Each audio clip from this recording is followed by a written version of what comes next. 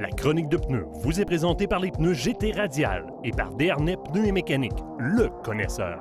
GT Radial, le meilleur rapport qualité-prix et durabilité.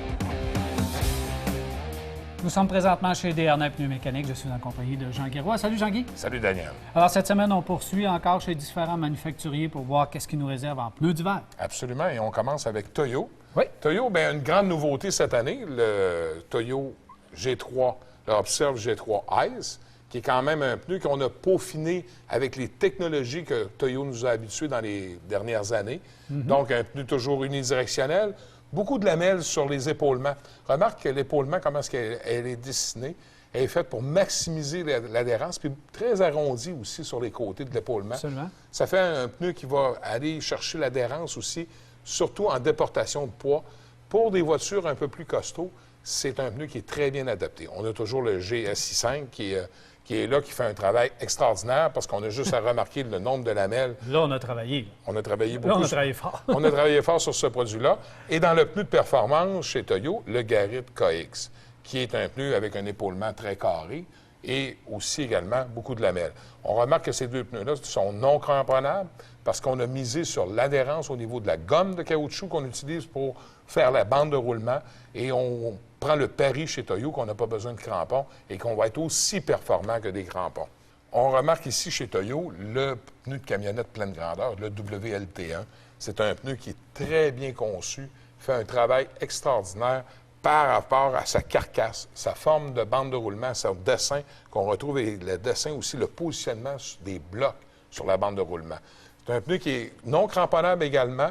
Encore là, on mise beaucoup sur l'adhérence du caoutchouc qu'on a utilisé pour composer cette bande de roulement-là. Pneu très intéressant à considérer dans notre magasinage. On poursuit. Gislaved, c'est le Nordfrost 100, qui est livrable, cramponnable ou non, tout dépendant de l'application qu'on veut en faire, l'utilisation. Toujours unidirectionnel. Des lamelles quand même un petit peu plus discrètes. On sait que chez Nordfrost, on avait des problèmes d'usure prématurée au niveau surtout de la bande centrale. On a travaillé beaucoup. On a élargi aussi la bande de roulement, l'appui au sol. Donc, notre poids va être réparti sur une plus grande surface et on prévient à ce moment-là une usure prématurée sur ces pneus-là. Fait que c'est un pneu qui a une adhérence intéressante. Maintenant, chez Hankook. Hankook, pour les gens qui ont des SUV, ça, c'est à considérer le E-Pike RW11. C'est un pneu vraiment bien conçu. On a fait beaucoup de tests avec ce pneu-là l'hiver dernier et il est sorti haut la main dans toutes les circonstances, que ce soit dans la slush, dans la gadoue ou sur pavé mouillé, pavé glacé également. On travaille très bien. Puis on remarque qu'on a beaucoup favorisé l'épaulement au niveau des lamelles qui se déploient pour le freinage. On a travaillé sur des blocs beaucoup plus gros, centrales et avec cette bande de roulement-là. Donc, c'est un pneu qui s'adapte bien aux SUV d'aujourd'hui et surtout aux SUV qui sont costauds. Douceur de roulement assez impressionnante. J'en roule présentement en test et puis je peux te dire que c'est un pneu qui roule excessivement doux et également, on a beaucoup de stabilité latérale avec ce produit-là. Fait que c'est vraiment une belle considéré. évolution chez Hankook. Oui, c'est une très belle évolution, puis ça mérite de le mentionner parce que c'est une compagnie qui travaille fort pour se faire une place dans le marché, puis qu'on dit que c'est mal connu un peu comme produit, mais c'est quand même intéressant à suivre son développement. Alors, Jean-Guy, on a vu qu'il y a beaucoup de pneus au cours des dernières semaines, beaucoup de manufacturiers ont travaillé fort et qu'il y a beaucoup d'applications également. Le conseil qu'il faut donner, c'est de prendre son temps. Prendre son temps, de bien évaluer ses besoins pour faire le bon choix. C'est la clé du succès. On sait qu'on dit toujours qu'il n'y a pas de mauvais pneus d'hiver, il y a seulement de mauvaises applications. Et c'est encore très vrai dans le marché d'aujourd'hui. Et on sait aussi que les manufacturiers de pneus travaillent année après année à s'adapter aux nouvelles dimensions qu'on retrouve dans le marché. Parce que les véhicules, le parc automobile évolue beaucoup, t'en sais quelque chose. Puis, à ce moment-là, les nouvelles dimensions, ça ne veut pas nécessairement dire que dans une telle série de pneus, une telle dimension, on était habitué de rouler avec un tel produit. Ça ne veut pas nécessairement dire qu'à cette heure qu'on a changé de voiture, qu'on a une nouvelle dimension, que le même pneu va faire le même travail. Ça, c'est pas une référence. Donc, il faut s'adapter à la dimension de pneus qu'on a avec notre voiture présentement. chercher à trouver le meilleur pneu qui va répondre à nos besoins selon l'utilisation qu'on en fait. Et après ça, trouver le pneu qui est le mieux adapté au type de véhicule. Si on y va avec ces 3 étapes de magasinage-là, avec un bon échange avec votre conseiller, vous allez faire un choix éclairé, vous allez trouver le pneu qui vous convient le mieux et vous allez rouler le plus possible en sécurité. Parce que la démarche qu'on fait de se munir de 4 pneus d'hiver sur notre véhicule, évidemment, on a la loi ici au Québec qui nous oblige, mais c'est une bonne chose en passant.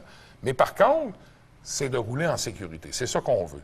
On veut se rendre du point A au point B Absolument. en toute sécurité. On a des passagers à bord. On veut que tout le monde se rende à bon port de façon sécuritaire. Donc, le pneu d'hiver, c'est le défi d'équiper notre voiture le mieux possible. Dernier petit conseil d'usage, combien de fois on devrait vérifier la pression d'air, même l'hiver? Même l'hiver, bien, il y a 2 choses là-dedans. Première des choses, c'est que plus qu'on a une dimension avec un profil bas, plus qu'on est susceptible d'avoir une pression d'air qui peut être variante parce que le contact au sol est plus large, donc on sollicite davantage notre pneu. Deuxième des choses, c'est sûr que l'azote, c'est pas un standard, mais pratiquement maintenant, parce qu'on sait que c'est rendu très accessible, l'azote, et on sait que c'est un gaz qui, quand on remplit notre chambre d'air avec l'azote, fait en sorte que la fluctuation, l'influence que la température, les changements de température, et on en a beaucoup de changements de température en hiver, donc à ce moment-là, lui, il ne réagit pas aux changements de température. Donc, il va nous garder une pression d'air le plus constante possible. C'est intéressant. Si on n'a pas l'azote dans nos pneus, bien à ce moment-là, minimum 1 fois par mois, il faudrait vérifier la pression d'air parce que, premièrement, on hypothèque l'adhérence si on n'a pas les bonnes pressions d'air. Deuxième des choses, on va faire une usure prématurée de nos pneus. Et troisièmement, quand on va arriver pour freiner, si on a un pneu qui est en sous-pression, on va rallonger nos distances de freinage et de beaucoup. Ça peut être variable. Si on parle de 6 à 7 PSI qu'on roule en moins, on va augmenter notre distance de freinage de 15 à 25 C'est énorme, ça, énorme. Donc, ça peut faire la différence. Entre une collision ou non. Exactement. Donc, c'est important d'y voir. C'est important de rouler en sécurité. On sait qu'il en arrive des drames sur les routes aujourd'hui. Il faut prévenir ça. Puis on sait que la vie, ça va vite aujourd'hui. Mais essayons de prévenir justement ces mauvaises situations qu'on peut se retrouver. Puis roulons en sécurité, puis bien équipés, puis bien chaussés. Merci beaucoup, Jean-Guy. On se revoit dans les prochaines semaines pour les chroniques mécaniques. Il faut préparer sa voiture pour l'hiver. Oui, c'est bon de rouler, mais c'est bon qu'elle fonctionne, la voiture aussi. Voilà. Merci, Jean-Guy. Au plaisir.